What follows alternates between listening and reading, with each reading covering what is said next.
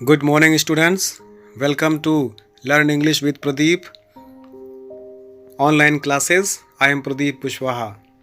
आज की क्लास में हम हैज़, हैव और हैड का विशेष प्रयोग जानेंगे.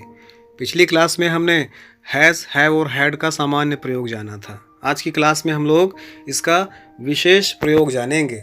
विशेष प्रयोग क्या है, अर्थात एक्स्ट्राऑर्डिनरी यूजेस क्या हैं, इसको आज हम लोग जानेंगे. तो शुरुआत करते हैं. अंग्रेजी के वाक्यों में हैज़, हैव, हैड के प्रयोग से खाना, पीना, अनुभव करने का भाव भी व्यक्त होता है. याद रहेगा, हैज़, हैव और हैड के प्रयोग से खाना, पीना, अनुभव करने का भाव भी प्रकट होता है. एग्जाम्पल के द्वारा समझते हैं. ऐसे I have my lunch at 12 in the noon. I have अर्थात मैंने ले लिया है, माई लंच अपना लंच भोजन, एट 12 इन द नून दोपहर 12 बजे.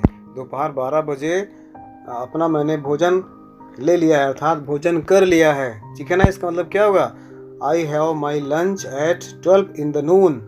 मैं दोपहर 12 बजे अपना भोजन करता हूँ. आदत की बात कर रहा है, एक प्रकार से खाना खाने की बात कर रहा है. मैं दोपहर 12 बजे अपना भोजन करता हूँ. I have my lunch at 12 in the noon. उसी प्रकार से नेक्स्ट है he has his dinner with me. वह अपना रात्रि भोज मेरे साथ करता है. He has his dinner with me. वह अपना रात्रि भोज मेरे साथ करता है. ये स्पोकन पर्पज से भी इम्पोर्टेंट है. ऐसे सेंटेंसेस हम लोग अक्सर बोलते हैं, कुछ न कुछ चेंजेस करके इसको हम लोग बोलते हैं. तो इसको हमको कुछ सेंटेंसेस हैं जिनको हमें याद करना पड़ता है. उन सेंटेंसेस की सहायता से हम लोग आसानी से नए सेंटेंसेस को बना सकते हैं और उनको अपने स्पोकन में यूज़ कर सकते हैं. ठीक है ना. चलिए आगे बढ़ते हैं.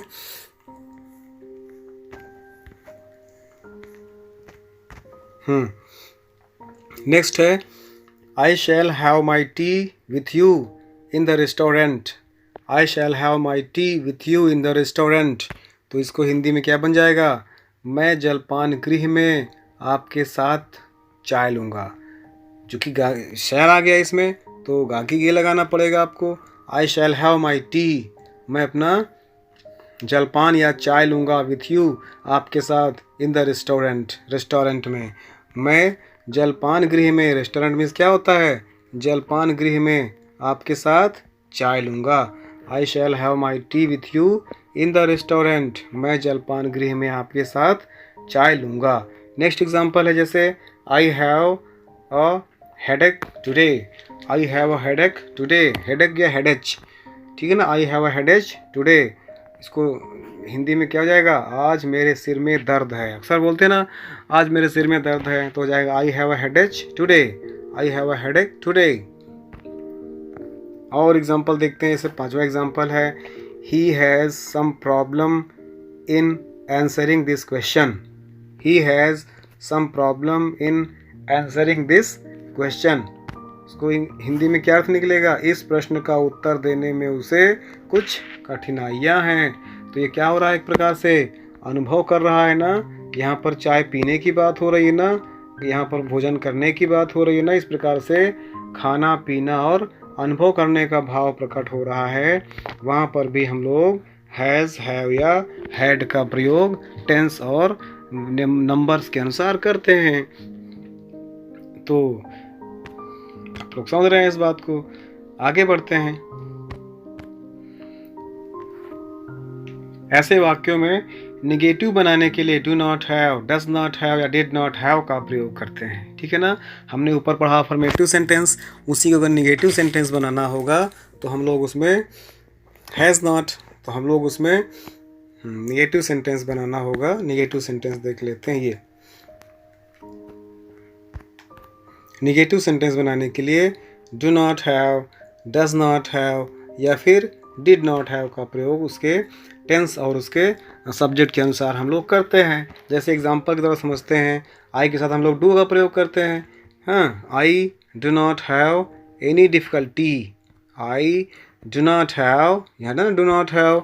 I do not have any difficulty. मुझे कोई कठिनाई नहीं है। I don't have any difficulty, मुझे कोई कठिनाई नहीं है। या I don't have any problem, मुझे कोई समस्या नहीं है। I do not have any difficulty. उसी प्रकार नेक्स्ट है, he did not have food today, आज उसने नहीं खाना नहीं खाया है। ही डिड नॉट खाना नहीं खाया, पास्ट टेंस में जा रहा है ना ये। डिड का प्रयोग हमेशा पास्ट टेंस में होता है, पास्ट इंडेफिनिट में होता है। तो बाय द वे यहाँ पर डू, डिड, डू, डज और डिड का प्रयोग, डू का प्रयोग हम लोग आई और वी तथा बहुवचनकर्ता के साथ करते हैं। डस का प्रयोग हम लोग सिंगुलर नंबर सब्जेक्ट के साथ करते हैं, ठीक है ना। डिड का प्रयोग हम लोग पास्ट टेंस में करते हैं। तो चूंकि ये हो चुका है, he did not have food today, आज उसने खाना नहीं खाया या आज उसने भोजन नहीं किया, ठीक है ना। इस प्रकार से इन सेंटेंसेस का प्रयोग हम लोग करते हैं। चलिए कुछ और जानते हैं। प्रश्नवाचक बनाने में डू, डस या डिड को सबसे पहले लिखा जाता है, फिर कर्ता, फिर हैव लिखते हैं और उसके बाद कर्म या ऑब्जेक्ट लिखा जाता है। याद रहेगा, पहले डू या डस का प्रयोग करेंगे, उसके बाद हमको सब्जेक्ट लिखना होता है, सब्जेक्ट के बाद हमको हैव का प्रयोग करना है, फिर उसके बाद हमें ऑब्जेक्ट या कर्म लिखना होता है। जैसे लिखा हुआ है, did you have cold drink here, did you have cold drink here. यहाँ पर देखिए पास्ट टेंस की बात हो रही थी, यहाँ पे डिड का प्रयोग किया गया है। इसको हिंदी में बनाएंगे, क्योंकि डिड, डू, डस, डिड का प्रयोग पहले होगा, अर्थात हेल्पिंग वर्ब का प्रयोग अगर पहले होता है तो हिंदी वाक्यों की शुरुआत क्या से होती है। पढ़ा था ना आप लोगों ने, तो क्या पहले आ गया, यू लिखा हुआ है तो तुमने हो गया। हैव कोल्ड ड्रिंक हियर, यहाँ, हियर मीन्स यहाँ, कोल्ड ड्रिंक ठंडा पेय, हैव लिया था, तो पूरा मिलाकर क्या हो जाएगा, क्या तुमने यहाँ ठंडा पेय लिया था। Did you have cold drink here, क्या तुमने यहाँ ठंडा पेय लिया था या ठंडा लिया था, कोल्ड ड्रिंक लिया था। सेकेंड एग्जाम्पल है, do you have ice cream after food, क्या तुम भोजन के बाद आइसक्रीम लेते हो। डू यू हैव, क्या तुम लेते हो आइसक्रीम, आइसक्रीम आफ्टर फूड, भोजन के बाद। तो do you have ice cream after food, क्या तुम भोजन के बाद आइसक्रीम लेते हो, ठीक है ना। थर्ड एग्जाम्पल देखते हैं, does he have milk, does he have milk daily, does he have milk daily. देखो यहाँ पर भी क्या शब्द पहले आएगा, वह हो जाएगा ही के लिए, हैव लेता है, मिल्क दूध, डेली रोजाना, तो पूरा मिलाकर क्या हो जाएगा, does he have milk daily, क्या वह रोज दूध लेता है। तो इस प्रकार से ये इनका एक्स्ट्रा यूज़ हो गया था। हमने पढ़ा इसमें कि कैसे हम लोग हैज़, हैव और हैड का विशेष प्रयोग जानेंगे। नेक्स्ट वीडियो के लिए वेट करिए, तब तक के लिए थैंक यू, जय हिंद।